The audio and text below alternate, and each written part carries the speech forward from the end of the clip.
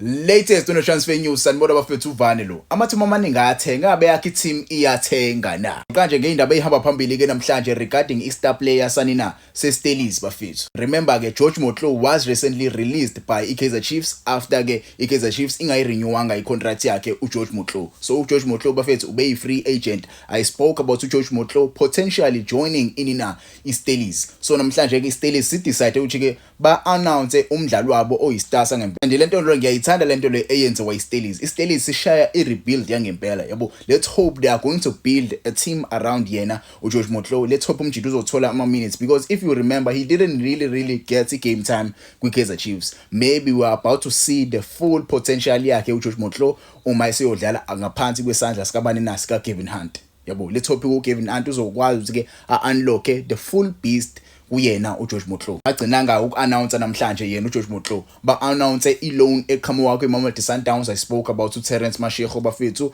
The player is going to play for iStelis for the time being. Mamelodi Sundowns decided ukuthi ke imlone umjida. Ever since he was signed by Mamelodi Sundowns, he never fully played the full season for Mamelodi Sundowns. I don't remember lapho khona umjida edlala yabo game time eyithola ngempela kwiSundowns. Yes, I remember sakhona uRulani ethola game time here and there, but ke ubengangeni abo njalo but ke let's hope laphana kuyona inina iStelis uzodlala kahle. Ubedlala kahle uDurban City. I don't know why umjida bafethu engavumanga ukuthi ke asale kuyona iDurban City. Na iDurban City idlale kancane bekumele ikhiphe imali bamsayine umjida because iSundowns ibifuna imali ukuthi ke bamsayine. Uyaqhubeka manje uyakwilweni. Maybe they are going to come and approach the player bamsign as a free agent, maybe contract yakhe uma iphela because it's highly unlikely ukuthi Sundowns isazombuyisela le Pretoria. Kwezinye izindaba eziphumile ke namhlanje we heard the news regarding the former Orlando Pirates player who I regard as a legend of the Orlando Pirates, Miguel Team. Miguel Team ke bafethu recently parted ways with Cape Town City. He was one of those players who was signed by Cape Town City ukuthi ke babasize basuke lezansi yabo basuke nje lezansi but ke umjida he was released by yona iCape Town City. Let's hope ke umjida uzokwazi ukuthi ke athole i-team ekhona kuBetway Premiership adlalele yona. Kwezinye izindaba eziphumile kwabafethu inina iRichards Bay announced their two signings okuphilani Sithebe noKhayelihle Mncube. Let's hope abajida bazofika badlale kahle uyona iRichards Bay. In other news, Mamelodi Sundowns they renewed i-contract kabani na Riyad Peterson. Remember this player bafethu, you don't see him every day, you don't see him each and every match for Mamelodi Sundowns, but he is the key player for Mamelodi Sundowns. He is the player behind the scenes who assist players, who help the team go reach their full potential. Let's hope umjida uzokwazi ke awusebenzise kahle lo nyaka lo, maybe ka attract ama big bosses ba phinde bakhuphule na next season yabo. Angazi umsebenzi wakhe wenzani kwiSundowns but ke I know he's a goalkeeper. Let's hope umjida uzokwazi ke ayidlela imali kwezinye izindaba eziphumile kuthiwa ke iKaizer Chiefs ayikakapheli moya ukuthi ke bazosayina bani na uLangelihle Phili, but ke there is a threat for iKaizer Chiefs because kune team yaseTanzania siyazi ke le team le bafethu ibifuna ukusayina the winger edlalela iSikhukhune United, but they failed to sign that winger. They are looking to sign other wingers who are here in Betway Premiership, and they spotted a winger who is currently on the verge of leaving iStelis. But again, iStelis, they are looking for a team that is going to pay the price they are putting out. 16 million on the table. That is the price efunwa yinina iStelis. Ingabe ama-team azokwazi ke afike azoyithenga lentwana le. Kaizer Chiefs is one of those teams imfuna ngempela. They have spoke with iStelis and they have bring player. There is a player aba-approaching ngayo. Lo player lo ubani na Ashley Dupree bafethu, the former Stelis player.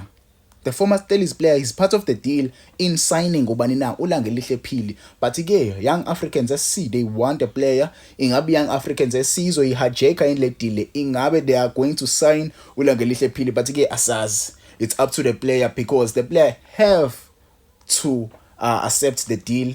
Mele bakhulume nayo inina i-management yakhe uLangelihle Phili nayo umjida avuma ukuthi ke ahambe ayele eTanzania yabo. So mina ngokwami I think angazi ngifuna amanga angazi ngempela ibhola liyakhula eTanzania. There are many South Africans playing there. Maybe it might be a fresh air for umjida kwathi ke akhule abe yistar khona le eTanzania, but ke imali ekhulumayo yabo. These players they must play for imali yabo. The more you play for imali, the more ama-team ekuhlonipha impela, because they know ukuthi ke une-prize and i-prize yakho kumele ibe high. In other news, Durban City FC, they announced a new partnership with inina i-Umbro. I-partnership ke le bafethu izolasta for 3 seasons. Let's hope ke le partnership le izosilethela amajezi amahle amaningi futhi. Kwesinye izindaba i-Cape Town City namhlanje i-announcile umdlali omusha ukuba Thabang Rakwena. Thabang Rakwena will join Cape Town City.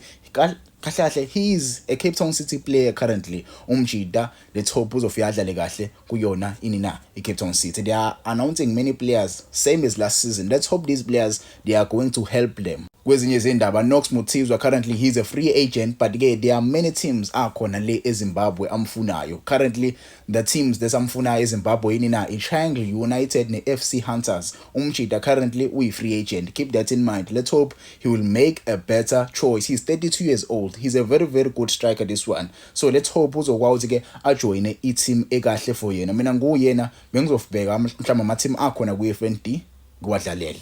Cape Town City is one of those teams. They looking for poachers, they looking for strikers, they are looking for players. Cijimpi bafethu currently umchita ushiyile ininale club le ayiwinele i-league last season. Remember ubecoacha le club le ebizwa ngeMaghreb Defes. Yabo le club ukele bafethu i-announcile namhlanje ukuthi ke ucoach udecide ukusula phansi uba winele i-league cabanga, but ke wa decide ukuthi ke asishiye isikhundla sakhe. Maybe ikhona iclub emfunayo, asazi. Kwezinye izindawo bafethu iHope FC, they decided to show interest in loaning a youngster ye-Kaizer Chiefs okunaledi Hlongwane. I don't know what is going on with the Kaizer Chiefs, but they like to lose these youngsters ngeindlela ezikanje. I don't know why bangabanikeza abafana abancane ithuba, but ke lo mfana omncane nje bezolonwa nje kuyona iHope FC, he will get lost in the system. Yabo, he will be one of those players who get lost in the system. I don't like to see uHlongwane getting lost in the system. He's a very, very top striker, this guy. I've seen him playing numerous games for your Kaizer Chiefs,